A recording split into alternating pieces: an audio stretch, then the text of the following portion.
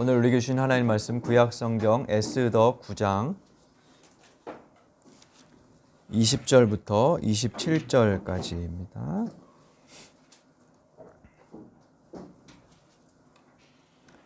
우리 하나님 말씀을 한 절씩 교독하겠습니다. 9장 20절 제가 읽겠습니다. 모르드게는 이 모든 사건을 다 기록하여 두었다. 그는 또 멀든지 가깝든지 아하수에로 왕이 다스리는 모든 지방에 사는 유다 사람들에게 글을 보내서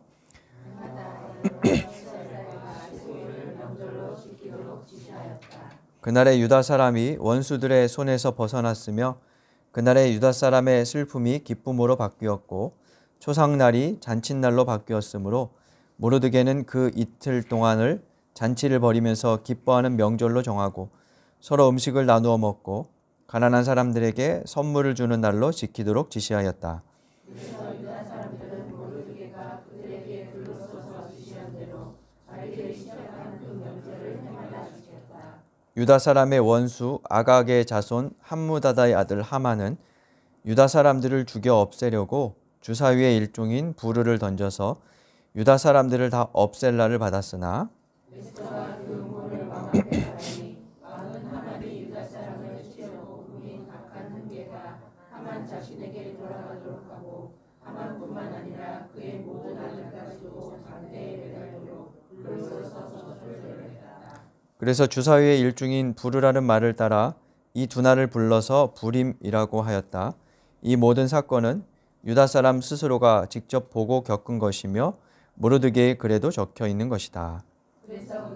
이 두 날을 그들과 그들에게 귀화하는 모든 사람이 해마다 정해진 때에 글에 적혀 있는 대로 반드시 지켜야 하는 명절로 삼았다.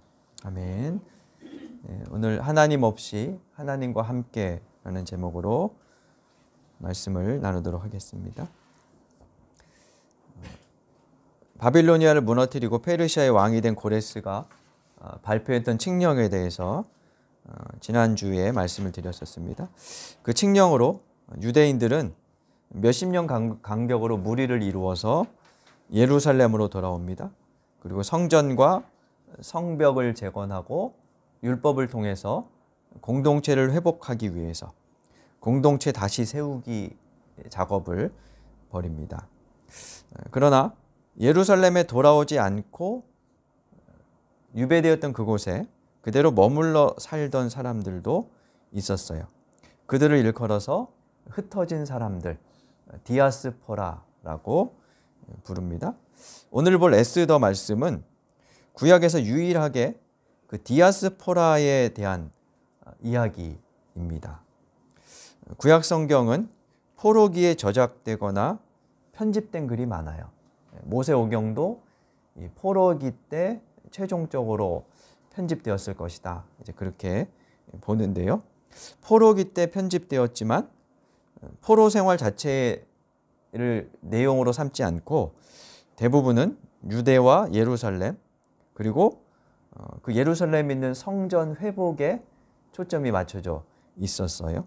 지난주까지 보았던 느헤미야까지의 말씀이 그런 내용이었죠. 반면 이 에스더는 이방인들의 땅에서 살던 유대인들이 겪었던 고난 그리고 그로부터 받은 구원, 아울러서 그 고난과 구원의 사건에서 연루된 부림절이라는 명절에 대해서 설명하는 책입니다. 유대절기인 이 부림절은 방금 우리가 읽은 본문에도 나오는데 부르 혹은 푸르라고 이제 발음하는 제비뽑기 혹은 뭐 주사위라고 이제 번역할 수 있을 것 같아요. 그 부르라는 단어의 복수형 어절 단어입니다. 그래서 부림이라는 말에서 이제 부림절이라는 유대의 절기가 시작이 되었습니다. 이 부림절은 유대력으로 아달월 그러니까 12월인데요. 지금의 12월은 아니고 지금의 한 2, 3월 정도에 해당되는 그런 때입니다.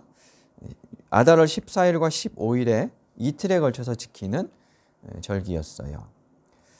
오늘 본문 보면 그때에 서로 기뻐하며 음식을 나눠 먹고 가난한 사람들에게 선물을 준다. 뭐 이렇게 기록이 돼 있고 유튜브 같은 데서 동영상을 찾아보면 지금도 이 불임절 절기를 유대인들이 지키는 것을 볼 수 있어요. 그래서 사진 같은 걸 보면 에스더 복장을 남자들도 이렇게 여장을 하고 이렇게 좀 코스프레를 하는 거죠. 이러면서 이제 절기를 지키는 그런 모습을 볼 수가 있습니다. 에스더 1장 1절은 이 에스더가 살던 시대를 설명해 줍니다. 아하수에로 왕 때에 있었던 일이다. 이러면서 그 시대는 페르시아의 네 번째 왕이었던 아하수에로 왕의 시대였다고 말해요. 지난주에 잠깐 언급했던 이 아하수에로는 기원전 486년부터 465년경까지 재위했던 페르시아의 왕이었습니다. 당시에 그리스 역사가였던 헤로도투스가 기록한 글에 따르면 이 아하수에로는 야망이 무척 많고 무자비한 통치자였다고 합니다. 아마 적국 그리스의 입장에서 보았을 때 이제 기록이니까 좀 감안해서 보긴 해야겠지만 어쨌든 큰 제국을 거대한 제국을 다스리려면 뭔가 좀 강한 카리스마 또 그런 무자비함들이 있었을 것이라고 볼 수 있습니다. 근데 에스더서를 쭉 읽어보면 이 아하수에로는 한두 사람의 말에 휘둘려서 국가정책을 바꾸기도 하고 스스로 발표한 법령을 고치기도 하는 등 어딘가 좀 어리숙하고 무기력한 좀 덜 떨어진 인상을 풍기는 그런 왕으로 보여져요. 사건은 이렇게 시작되죠. 1장 3절과 4절을 보면 이 아하수에로가 전국에 있는 귀족, 좀 신분이 높은 사람들을 불러서 6개월 동안 잔치를 벌입니다. 학자들은 이것이 아마 군대를 동원하기 전에 이때가 이제 페르시아 전쟁 기간이었는데 전쟁을 하려면 귀족들이 전쟁 자금도 되고 또 군사도 동원해야 되고 이러는데 그러기 위해서 이제 좀 설득하는 차원에서 잔치를 벌였을 것이다.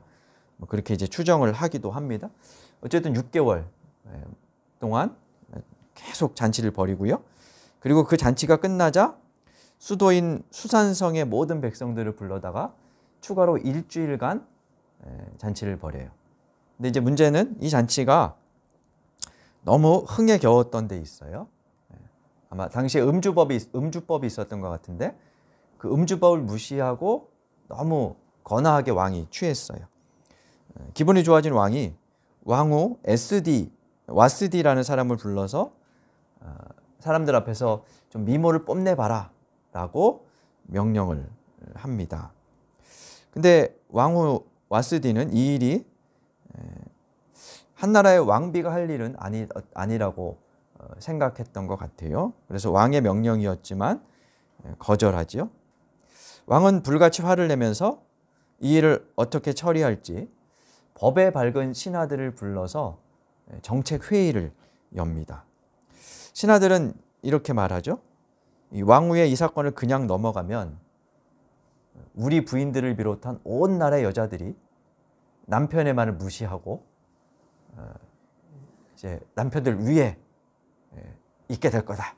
이렇게 이제 얘기를 해서 이참에 남편들이 가정의 머리가 되게 하는 남편의 말이 법이 되게 하는 그런 법령을 그런 가족법을 만들어야 합니다. 이러면서 이야기를 합니다.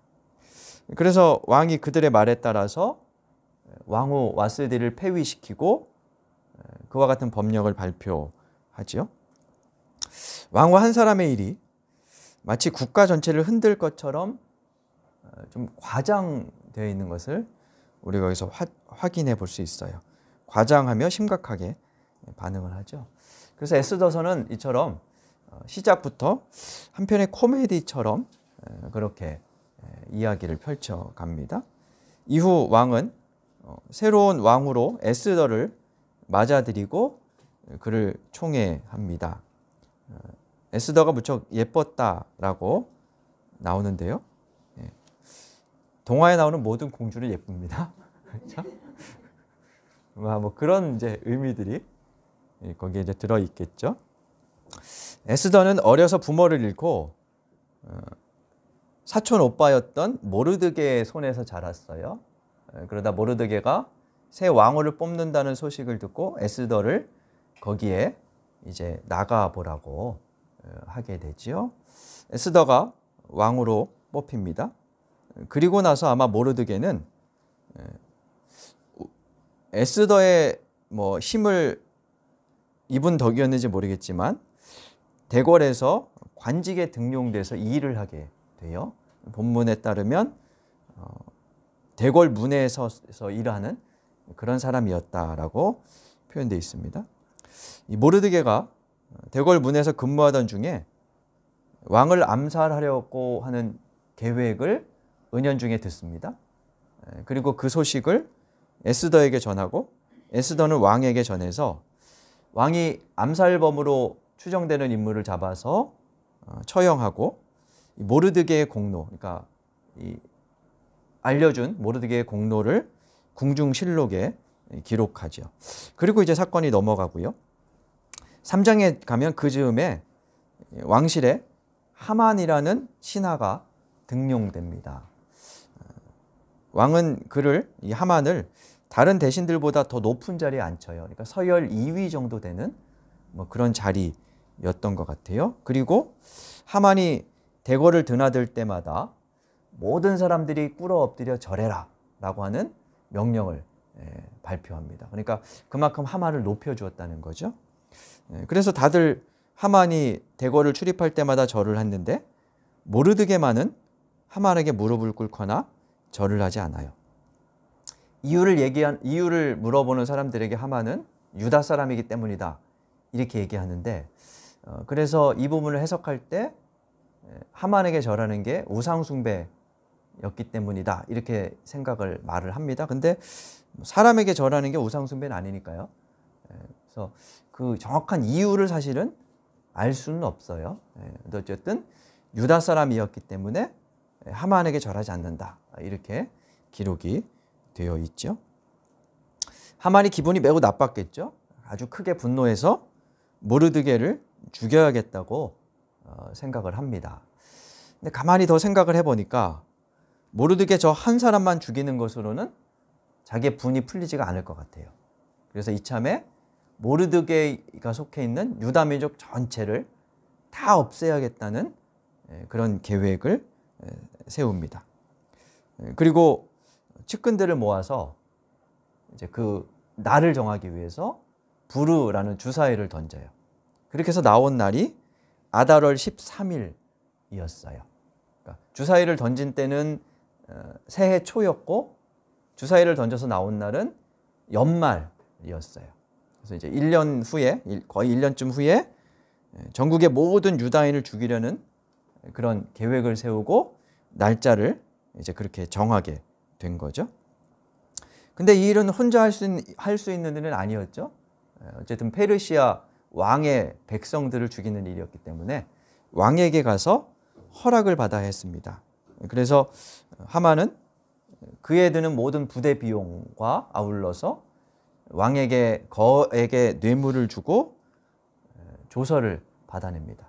그래서 아달월 13일과 14일에 전국의 모든 유다인을 죽이도록 한다 하는 조서가 전국에 발표가 됩니다.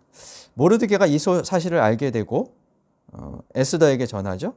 그리고 에스더는 처음에는 왕이 부른 적이 없어서 나갈 수 없습니다 라고 거절했다가 모르드게 한마디에 3일 동안 금식하며 유명한 말을 하죠. 죽으면 죽으리라 뭐 이러고 이제 죽기를 각오하고 왕 앞에 나아가서 왕의 허락을 얻게 됩니다. 왕이 부르지 않으면 왕비라도 왕에게 나아갈 수 없었고 그래서 그것은 죽음을 불사하는 일이었어요. 그래서 에스더서에서 가장 유명한 구절이 그 에스더의 말이죠. 죽으면 죽으리라. 여전도의 허신 예배 때 설교 본문으로 아주 단골로 쓰이는 그런 말씀이고요.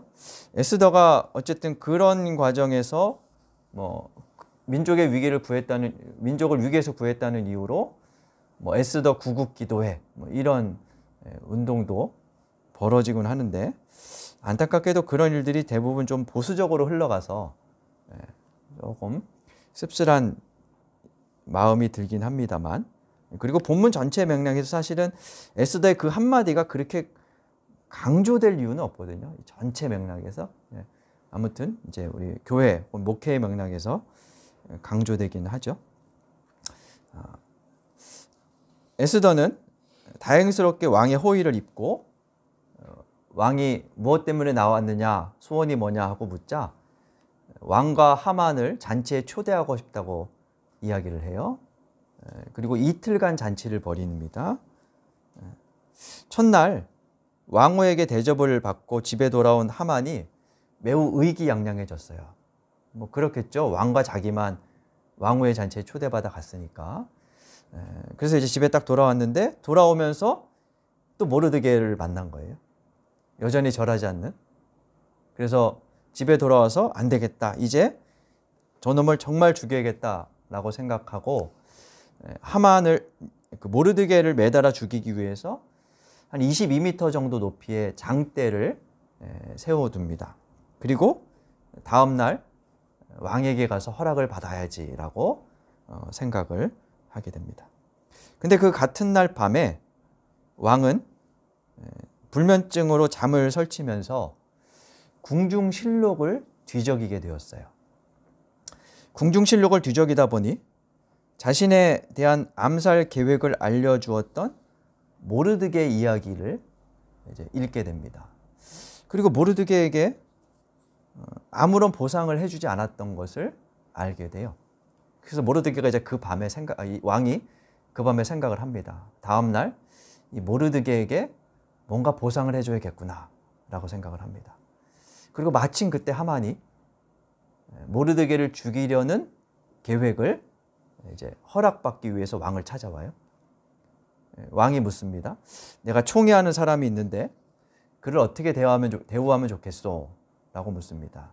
하만은 자기밖에 총애할 사람이 누가 있겠는가 라고 생각을 하지요. 그래서 왕복을 입혀주고 왕이 타는 그 마차에 태우고 퍼레이드를 하게 해주십시오. 뭐 이렇게 이제 제안을 해요. 그래서 왕이 그럼 모르드게를 당신이 데리고 가서 말한 대로 하시오라고 합니다. 그래서 하만이 어쩔 수 없이 원수로 여기던 모르드게를 데리고 가서 왕이 명령한 대로 이제 높여주는 그런 일을 하게 되는 거죠. 이제 여기서부터 모르드게와 유다 민족을 죽이려는 하만의 계획은 틀어지고 반전이 시작이 됩니다. 그 반전은 에스더가 마련한 둘째 날의 잔치에서 극적으로 펼쳐지는데, 이 잔치 자리에서 왕후에게 소원을 묻는 왕에게 에스더는 자신의 민족인 유대 민족이 죽을 위기에 처했다는 것을 밝히고 살려달라고 애원하죠. 누가 죽이려고 하느냐라고 묻자 그가 하만이라고 이야기를 합니다. 결국 왕은 에스더의 청에 따라 하만을 죽입니다.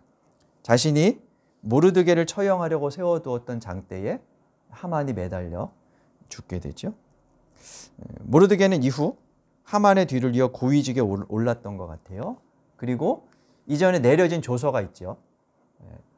아달월 13일과 14일에 모든 유다 민족을 죽인다. 그 조서를 빨리 바꿔야 되잖아요. 그래서 다시 왕에게 가서 요청을 합니다. 그리고 하만이 유다인들을 죽이려고 했던 그날 반대로 유대인들을 공격하는 원수들을 죽일 수 있게 하는 법령을 전국에 발표를 하게 되지요. 그렇게 해서 생긴 절기가 그 아달월 13일 불임절이라는 절기입니다. 이틀 동안 전국에서 7만 5천 명을 죽였다는 이야기를 성경은 우리에게 전해줍니다. 이후 유다인들은 그날을 불임절로 지키며 오늘 본문은 그 절기가 제정된 내용을 요약한 것입니다. 2012년에 이스라엘의 베냐민 네타냐후 총리가 오바마 미국 대통령과 정상회담을 하면서 에스더서를 선물했다 그래요. 선물한 이유가 뭘까요?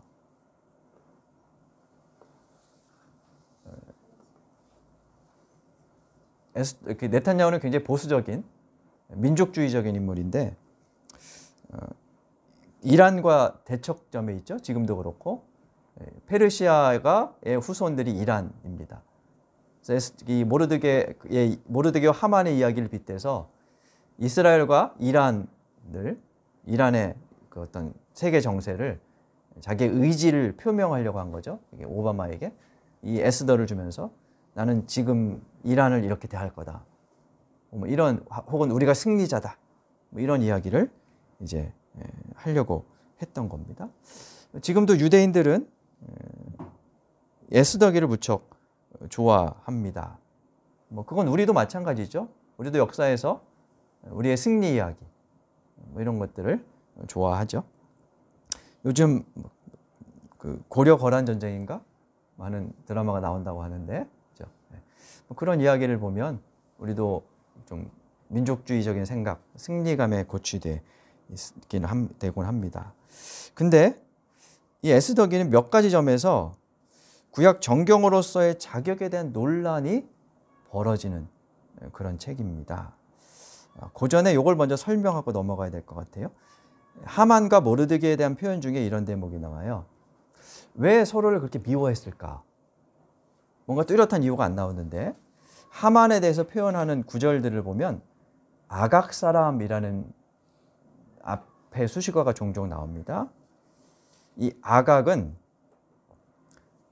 아말렉의 후손입니다. 아말렉은 사무엘서와 출애굽기 같은 데를 보면 이스라엘을 늘 괴롭히던 민족이었어요. 특히 사무엘상을 보면 사울이 아말렉을 진멸하라는 하나님의 명령을 듣고 이기긴 했는데 다 없애진 않죠. 좋은 짐승을 취해가지고 하나님께 제사 드리려고 했어요 라고 변명을 하는데 그 일 때문에 이스라엘의 초대 왕이었던 사울이 결국 그 하나님께 버림받는 그런 사건이 나옵니다. 그 아말렉의 후손, 그러니까 이스라엘의 역사 초기부터 원수였던 아말렉의 후손이 이 하만으로 지금 표현되고 있어요. 아각 사람이라는 말로. 그리고 반면 모르드게는 2장 5절에 모르드게의 족보를 보면 기스의 증손자로 나와요. 이 기스는 사무엘상을 보면 사울 왕의 아버지예요. 이름이 같아요. 그래서 그걸 여기에 이렇게 갖다 넣은 거라고 볼 수 있어요. 그래서 이 에스더의 기록은 과거 아말렉과 이스라엘의 그 대결, 원수지간이었던 관계를 빗대서 표현하는 것이다 라고 볼 수 있죠. 사울은 아말렉을 괴멸하는 과정에서 좋은 것들을 남겨두었어요. 재산을. 근데 에스더서를 쭉 읽어보면 이스라엘 백성들은, 그러니까 유다 백성들은 하만과 자신들의 원수를 죽이면서 재산은 취하지 않아요. 그걸 좀 이렇게 반대로 이렇게 그리고 있죠. 그래서 이 에스더서를 통해서 저자가 뭔가 이 유대인들에게 좀 보여주고 싶었다. 뭔가를 가르치는 의도가 있었다라고 볼 수 있습니다. 그걸 이제 결론적으로 이야기를 나중에 하고요. 에스더서의 정경성 논란에 대한 이야기를 몇 가지 살펴보겠습니다. 첫째는 에스더서에는 하나님 혹은 여호와라는 단어가 한 번도 나오지 않아요. 그래서 책을 읽는 사람들은 이게 성경에 들어와도 되느냐라고 의문을 갖습니다. 두 번째는 구약의 다른 책들에 나오는 유대 율법, 언약, 또 뭐 성전 등에 관한 그런 종교적인 언급도 전혀 없습니다. 에스더가 금식했다는 말은 있는데 금식했다고만 할 뿐 느헤미야 같은 데 보면 기도했다는 표현이 굉장히 많이 나오는데요. 에스더가 기도했다는 표현도 명시적으로 나오지 않지요. 그래서 종교성에 대한 언급이 없습니다. 그리고 마지막으로는 가장 문제가 되는 것은 마지막에 벌어진 집단 학살 문제였어요. 수도에서 300명, 전국에서 7만 5천 명을 죽였다는 기록은 아무리 좋게 받아들여도 사실 윤리적인 면에서 좀 문제가 될 수 있죠. 유다인들이 박해를 받고 있던 상황을 감안해도 받아들이기 쉬운, 그게 과연 하나님의 뜻이었을까라고 생각하게 만드는 대목입니다. 그래서 여러분들은 어떻게 생각하세요? 죽이는 게 정당했을까요? 뭐 그냥 하만이 내린 조서는 취소한다, 이렇게만 해도 될 것 같은데 굳이 반대로 죽이는 날로 그렇게 삼았다는 것은 뭐 쉽게 납득이 되지 않아요. 뭐 그런 이유로 에스더에서는 정경성 논란이 있었고, 종교개혁자였던 루터는 이 에스더는 정경에서 빼면 좋겠다라는 자신의 심정을 토로할 정도였습니다. 그리고 모르드게 생애에 관한 기록도 사실은 좀 역사적으로 맞지가 않는 대목이 있어요. 모르드게는 기원전 597년 이스라엘이 포로로 첫 번째 바벨론에 끌려올 때 함께 끌려온 사람으로 기록되어 있는데요. 그게 597년입니다. 에스더서의 배경은 그로부터 약 130년 후입니다. 모르드게가 1살 때 끌려왔다 해도 130살, 적어도 그 정도 된 거예요. 그래서 이런 내용들이 물론 그냥 단순한 오해로 인한 기록이다 이렇게 볼 수도 있지만, 역사적으로 과연 이게 사실일까, 혹은 어느 정도의 사실성이 담보될까를 계속 좀 그 부분에 논란이 있는 거죠. 그래서 성경을 보수적으로 보는 분들은 모든 것이 사실이다라고 믿기도 하고요. 반면 어떤 사람들은 에스더기는 일종의 역사소설에 가깝다라고 보는 견해도 있습니다. 이 소설이라는 말에 우리가 좀 이렇게 선뜻 다가서기가 쉽지 않죠. 왜냐하면 소설은 다 허구다라고 생각을 하기 때문인데요. 역사에 있었던 사실을 끌어와서 어떤 문학적으로 만들어낸 이야기로 보면 됩니다. 성경은 하나님에 대한 경험, 하나님에 대한 이야기를 여러 방식으로 표현합니다. 시편은 시로 표현한 거죠. 시는 비유가 들어갑니다. 그게 다 사실이지 않아요. 사실의 언어가 아니죠. 그리고 어떤 스토리로 표현하기도 하고요. 잠언 같은 것은 경구로 표현하는 거죠. 하나님은 사랑이다, 이렇게 문장으로 표현할 수도 있지만, 그가 와서 나를 안아주었다, 이렇게 표현할 수도 있죠. 다 사랑에 대한 이야기입니다. 나름의 나의 성격, 성향에 따라서 하나님을 표현하는 방식이 다른 거예요. 또 아울러서 이야기를 듣는 사람들이 누구냐에 따라서 표현 방식을 바꿀 수도 있는 겁니다. 그죠? T형과 I형에게 뭐 다르게 얘기한다고? F형인가요? 다르게 얘기한다고? 그럴 수 있는 거예요. 그래서 어떤 사람은 하나님은 사랑이야 라고 명시적으로 얘기해줘야 납득하는 사람도 있지만, 어떤 사람은 그가 말없이 나의 손을 잡아주었어, 이 한마디에 감동받는 사람도 있는 겁니다. 그렇죠? 그래서 이 역사 소설이라는 단어를 너무 거부감을 가지고 이렇게 받아들일 필요는 없다고 보고요. 그 대목은 문학적인 특성에서 우리가 살펴볼 수 있어요. 마지막으로 문학적인 특성과 주제를 좀 보겠습니다. 에스더기에는 꽤 많은 과장이 나옵니다. 그리고 풍자, 반전이 나옵니다. 그것을 통해서 서두에 말씀드린 것처럼 권력자들을 조롱합니다. 국가의 대부분의 중요한 결정이 잔치 자리에서 이루어집니다. 에스더서에는 총 10번의 잔치가 벌어지는데, 그 잔치에서 왕후가 폐위되고, 그 잔치에서 하만이 자신의 운명, 하만의 운명이 결정되고 뭐 이런 일들이 벌어집니다.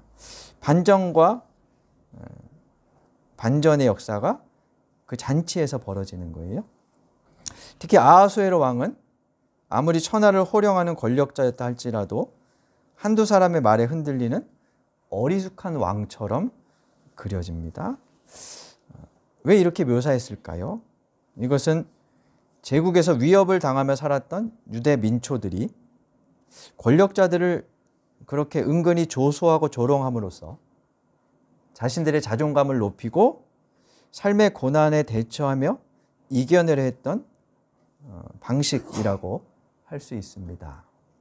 우리나라의 양반전 같은 해학극의 일종인 거죠. 두 번째로 에스더기의 반전과 승리는 그 승리에는 명시적으로 하나님이 언급되어 있지 않아요.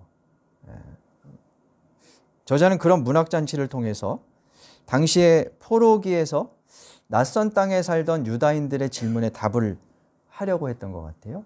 그들의 질문은 뭐였냐 하면 하나님은 지금 여기에도 계시는가 하는 것이었어요. 고대인들은 하나님 혹은 신은 자신의 성전에 머문다고 생각했거든요. 지역신의 개념이 있었어요. 이스라엘의 하나님은 예루살렘 성전에 머무시는 그 지역의 신입니다.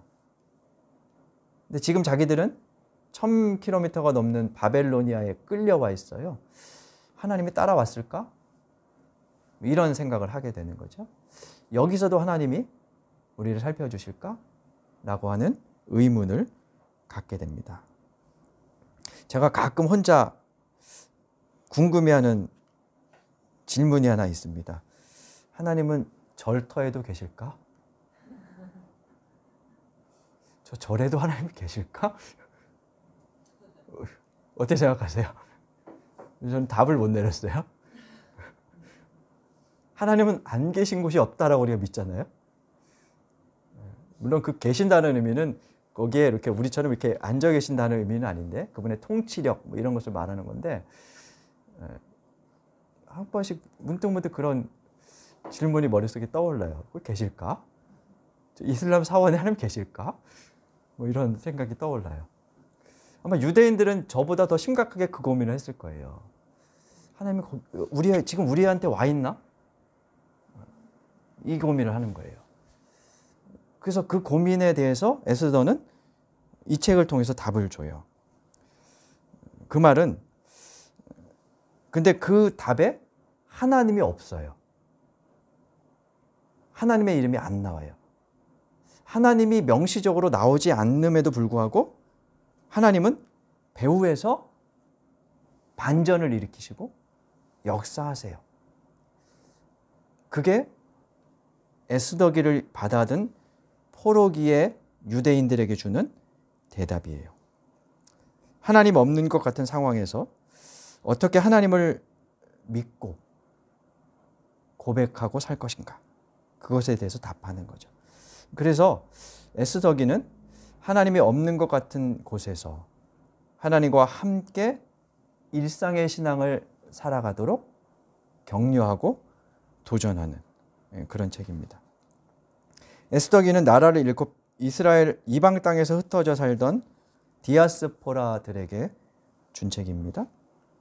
하나님의 백성이 하나님이 없는 것처럼 보이는 현실에서 그럼에도 하나님께서 어떻게 일하시는지를 기억하며 그분과 함께 살아가도록 이끌어줍니다. 우리도 우리의 삶을 보면 하나님의 존재가 매번 뚜렷하게 느껴지지는 않습니다. 우리가 의식하지 않아서이기도 하지만 우리의 삶이나 역사, 현실을 보면 과연 하나님의 통치하시나? 하나님의 정의가 있나? 라고 하는 문제에 대해서 고민하게 될 때가 있죠. 에스더기는 그런 우리에게 그럼에도 하나님은 역사를 이끌어 가시는 분이다. 없이 계시며 일하시는 분이다. 라고 말합니다. 그리고 그분을 희망하게 하죠. 2차 대전 당시 암울한 전쟁의 현실을 보며 히틀러를 암살하려는 계획을 세우기까지 했던 독일의 신학자가 있습니다. 본회퍼라는 사람인데요. 그가 이런 말을 했습니다. 하나님 없이 하나님 앞에서 하나님과 함께 살아가는 것. 그것이 신앙인의 삶이다. 하나님은 그렇게 역사하십니다. 그 하나님을 신뢰하며 하나님이 없는 것처럼 보이는 현실일지라도 하나님과 함께 우리의 일상을 걸어가는 일상 신앙을 살아가는 우리가 되어야겠습니다.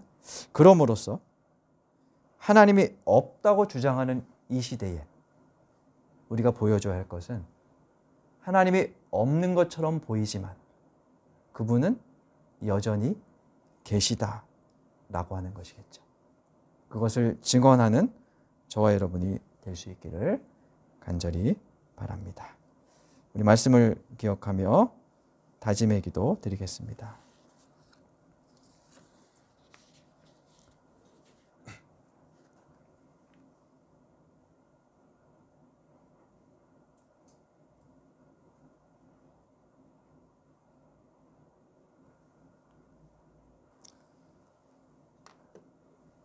하나님 아버지, 저희가 살아가는 삶, 현실은 마치 하나님이 없는 것처럼 느껴질 때가 많습니다.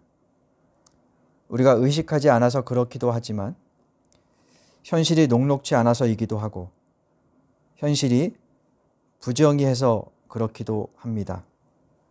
심지어 어떤 때에는 교회에도 하나님이 계시지 않은 것처럼 생각되기도 합니다. 그럼에도 하나님이 일하고 계심을 믿고 신뢰하며 당신과 함께 일상의 신앙을 살아내는 저희가 되기를 원합니다. 지혜와 힘을 더하여 주시고 그러한 삶을 통해 하나님이 어디에 있느냐, 하나님은 없다고 외치는 이 시대에 말없이 하나님을 증언하는 저희와 교회가 되게 하여 주옵소서. 예수님 이름으로 기도드립니다. 아멘.